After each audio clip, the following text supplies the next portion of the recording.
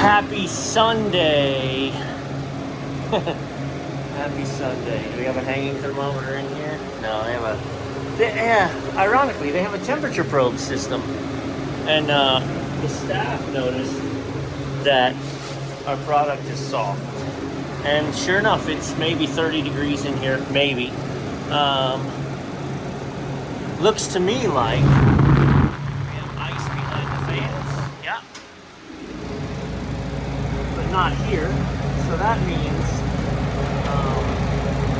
our defrost is working. Our defrost is working. Alright, but we're freezing up behind the coils. So step one, shut down the unit up top, get this ice melted, and then figure out why we're freezing up. We're not so frozen up there, but we are here. So it could be a refrigerant issue, could be, TXV. I imagine if we pull this, that TXV is probably frozen. Let's kill the breaker, hang on. Heidi-ho, neighbor. Yeah, I'd say she's a little iced up. Just a little bit. I know I have mentioned it before, but I love, thank you, these bone units. Because you pull the cover off, and then the whole fan assembly pulls out as one. You unhook it from here, and boom. I can now get in here safely with my water, nice and slow and easy, and melt all this stuff. Love it, man.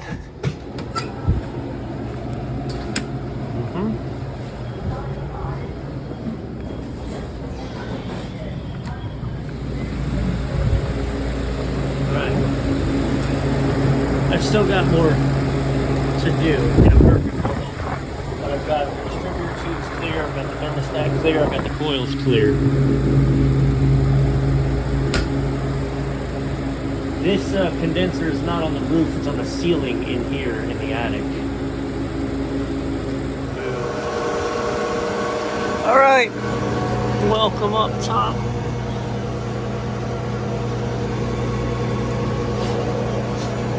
I don't have any reason to believe we have a clock issue.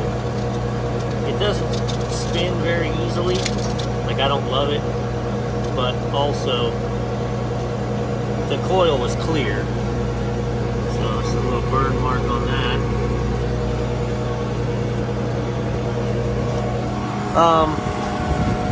Noise is going to be a thing. Side class.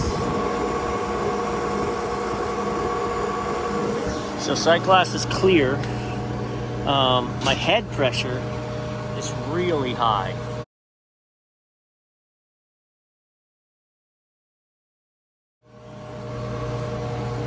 Really high. Also, I appreciate the previous service guy who installed this. But here's why our head pressure is really high. Microchannels are not forgiving. So, see what I can do about that real quick. But my suction pressure is about right.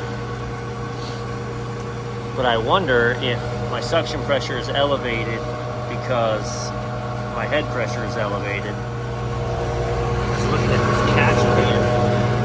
It's piped out anywhere. Doesn't look like it. Ooh, it is. See, the catch pan's piped out. I can kill the unit up here.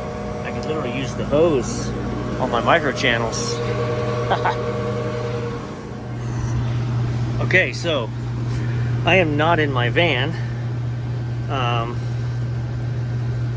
because it's Sunday morning and I was prepared to respond to service calls. I've got a little go bag of literally, if this was a defrost clock, pressure control, high pressure, low pressure, solenoid, I've got all of that stuff like an emergency kit so that if I'm out with my bag and that crate and I get a call, I've got 404, I've got 448. What I don't have is microchannel safe cleaner. I've got an aerosol that is not microchannel safe. So you can see the difference. What I'm doing now, I've killed the unit. I'm just gonna hose it out from the outside as best I can, real gentle. I'm not trying to blast it in. I'm just trying to wash it off. And then I'll also reach in from the inside around the fan blade and give it a little more pressure. So I'm also minding the level of drain pan, because I'm not positive that drain pan actually drains like it should. Now there's no water in it currently, I mean when I started, but the amount of sludge I'm about to push down that pipe is going to be substantial with all this goo. Alright, so still a clear sight glass. I do have my field piece with my temperature clamps.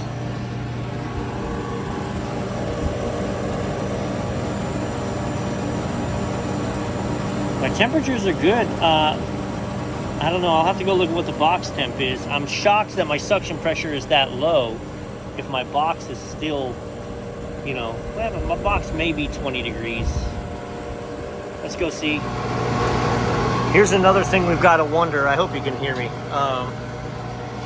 So that's a headmaster control. It was 50 degrees this morning. And I wonder if that headmaster control bypassed because the ambient up here was cool enough, it didn't need it. What that does is when it's cool enough outside, or in this case, in this unconditioned space, it will, instead of pumping the refrigerant through this coil and back, it'll just take it and send it straight down and say, hey man, the ambient temperature up here is cooling it enough, we're good. If it bypassed, what that can do, if you don't have the proper winter charge in, is when it closes, it isolates this entire condenser of refrigerant from the rest of the system. And it essentially can cut the system short. So while this is isolated, it needs that amount of refrigerant over here, and it's not there.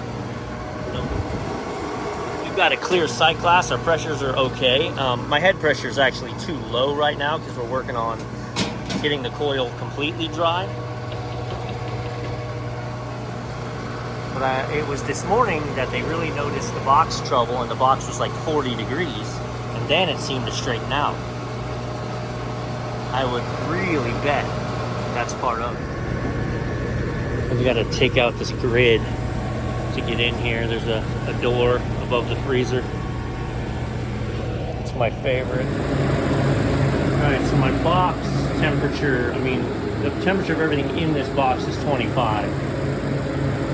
Currently I'm running a 17, 16 degree coil in there.